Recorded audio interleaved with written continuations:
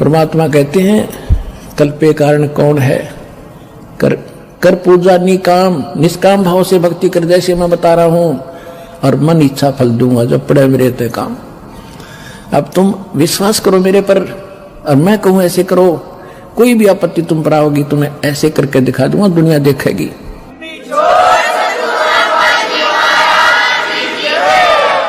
और यहां आप देख रहे हो 90% नए आ रहे हैं जो हाहाकार मची है, हाहाकार, सब क्या दुखी, कोई कैंसर है, किसी का कुछ है।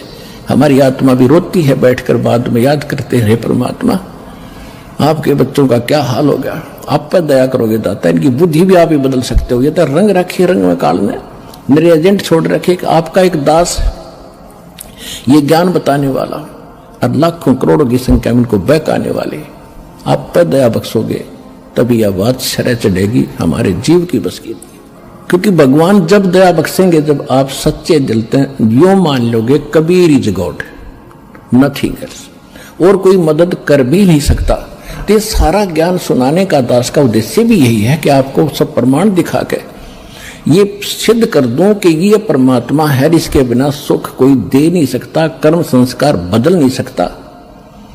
और ये अब आपको मिल गया, इसका विधि मिल गई, ये दास ने जो विधि बता दी, ये भगवान मिल गया अपने।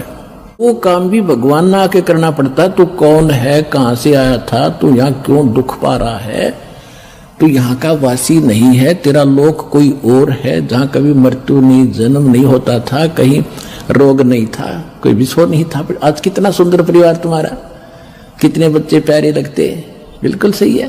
अरे 1 मिनट में ना बेटे का पता, ना बेटी का, ना बाप का, कुंबा का कुंबा मर जाता है, फ्लड में लाखों लोग मर जाते हैं। ओए होए होए, पुणात्मा तो परमात्मा ने उसको बताया, कहने लगे जी हम जब आप आओगे हम खूब आपका ज्ञान सुनेंगे, आपकी भक्ति करेंगे। परमात्मा बोले मुझे मालूम है जी तुम भक्ति करोगे, जाओ अब तक तुम मजबूरी में तो सब कहते दुख में सुमरण सब करें, सुख में करे ना कोई, जय सुख में सुमरण करे तो ये दुख का ही गु होई। सुख में सुमरण किया नहीं और दुख में करते याद, कह कबीरता दास की फिर कौन सुने फरियाद। अब आप चिंतित ना होना कि अब दुख में हम आए हैं, कभी हमारी फरियाद ना सुने ना। ये तो उस समय की बात थी जब तक ये ज्ञान भगवान ने प्रचार और यह जड़ी ना दी थी, तब तक कोई बेशक पुकार करें जाओ, जिसका पूर्व संस्कार नहीं है उसको कुछ नहीं मिलना, और कुछ मिलना है तो पूर्व संस्कार से मिलना था। अब आपको पूर्व संस्कार तो आपका सुरक्षित है ही, लेकिन आगे जो भक्ति बता दी इससे आपकी रक्षा होगी, आपकी पुकार भी सुनी जाएगी, आपके संकट भी दूर होंगे, आपका रोग भी दूर होगा, आपका मोक्ष भी होगा। ये तो नए सिरे चादर हो गए।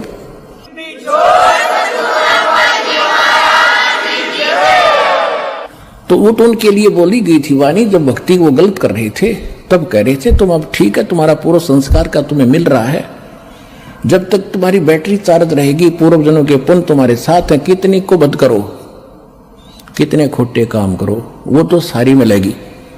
लेकिन आगे फिर जब आपत्ति शुरू होगी तब रोग भगवान को फिर नहीं सुनेगा तुम्हारी। उनको कहा कि ईब जैसे अब मालिक को तो पता ही था इनकी ब्रेन मैटी तो हो ही रही है, अब जो सुख में लगे हैं वो तो सुखी चल ही रहे हैं ना, तो उनको दुखाने थे, क्योंकि यहाँ तो दोनों भोगने होते, पुण्य और पाप भी। दास देख रहा है सन 1993 से नाम दे रहा है और 20 वर्ष हो गए पूरे होने को जा रहे, तो उससे लेकर आज तक जिनने नाम ले रखा है जो ठीक मर्यादा में चले हैं, कोई आपत्ति नहीं, उनको पता भी नहीं दुख की चीजों से। और यहाँ आप देख रहे हो 90% नए आ रहे हैं जो हाहाकार मची है, हाहाकार, सब क्या दुखी, कोई कैंसर है, किसी का कुछ है। हमारी आत्मा भी रोती है बैठकर, बाद में याद करते हैं परमात्मा आपके बच्चों का क्या हाल हो गया, आप पर दया करोगे दाता, इनकी बुद्धि भी आप ही बदल सकते हो। ये तो रंग रखी, रंग में काल ने मेरे एजेंट छोड़ रखे, आपका एक दास ये ज्ञान बताने वाला, और लाखों करोड़ों की संख्या में इनको बहकाने वाले, आप पर दया बख्शोगे तभी यह बात शरह चढ़ेगी हमारे जीव की बस की। क्योंकि भगवान जब दया बख्शेंगे, जब आप सच्चे दिल से यो मान लोगे Kabir is God, nothing else, और कोई मदद कर भी नहीं सकता। तो सारा ज्ञान सुनाने का दास का उद्देश्य भी यही है कि आपको सब प्रमाण दिखा के ये सिद्ध कर दूं कि ये परमात्मा है, इसके बिना सुख कोई दे नहीं सकता, कर्म संस्कार बदल नहीं सकता। और ये अब आपको मिल गया, इसका विधि मिल गई। ये दास ने जो विधि बता दी, ये भगवान मिल गया आपने। जैसे पानी प्राप्त करना है, पानी प्राप्त करने के लिए हैंडपंप लगाने की विधि बता दी। हैंडपंप सफल कर लिया तो पानी मिल गया, राम मिल गया आपको। यहीं पर राम मिल गया। और वहां सतलोक में जाओगे तो वहां तो परमात्मा है ही सब कुछ आपका। ये काल का लोक है, इसे बाहर निकाल कर आपको सुख होगा। यहाँ सुख तो ये अस्थायी है, यहाँ सुख भी दे देंगे, राजा बना दिया फिर गधा बन जाएगा। परमात्मा ऐसी गलती ना करें, आपको ऐसा नहीं देंगे। अब भगत हो गए तो अपने हिसाब से तुम यहाँ से निकालने के तरीके अपनाओगा। यहाँ की जो आवश्यक सुविधाएं वो अवश्य देगा, दयालु है।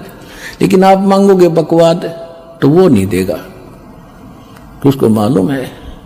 जैसे अब्राहिम सुल्तान अदम कितना बड़ा राजा था, कितना सुख था, उसको मालूम था ये पुण्यात्मा पिछले पुण्य को भोग रहा है, बकवाद में लगा हुआ है। 16,000 तक ब्याह करवा लिए उस मूर्ख ने थोड़े से जीवन के में है। और फिर फूला फुरा खूब धन वो था पिछले संस्कार का, पिछले दान पुण्य कर रखे थे उसने। जब वो सम्मान वाली आत्मा थी, राजा बना शेरवान शहर में। और फिर उसके बाद फिर उसके दान करवाया दाता ने। कभी फिर सुनाएंगे कथा, जो पुराने उनको मालूम है। उसी पुण्य से राजा बना हुआ था, उसे भोग रहा था, फिर वो गधा बनता जाए। फिर मालिक ने उस प्यारी आत्मा को उस नरक से निकाला, राजपद छुटवाया, उसके पीछे पड़ गए। और जब उसने ज्ञान हुआ तब उसका समझ में आया सचमुच मैं तो गधा था, कति बेगार कर रहा था। फिर परमात्मा ने कह भी दिया था कि जा अब्राहिम, अब ज्ञान तुझे होगा तो राज कर ले। हाथ जोड़ लिए दाता, अब उस नरक में ना भेजो। अब तो पता लग गया, मजदूरी कर लूंगा, लकड़ी तोड़ के बेच के गुजारा कर लूंगा। दाता तेरा आपका साथ रहे, मेरे मोक्ष चाहिए मुझे, अब कुछ नहीं चाहिए।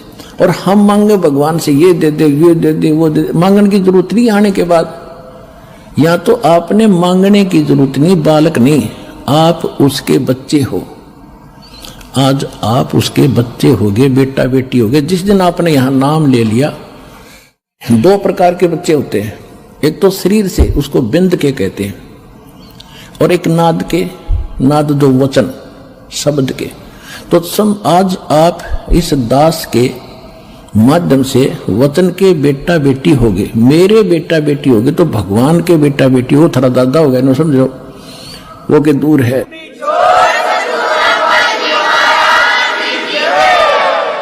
और परमात्मा कहते हैं एक लेवा एक देवा दूतम, कोई किसी का पिता नहीं पुत्र। जैसे सुखदेव ऋषि को ज्ञान था और व्यास जी के घर उसका जन्म हुआ, उसकी पत्नी के गर्भ से 12 वर्ष में तो मां के गर्भ से बाहर आया था।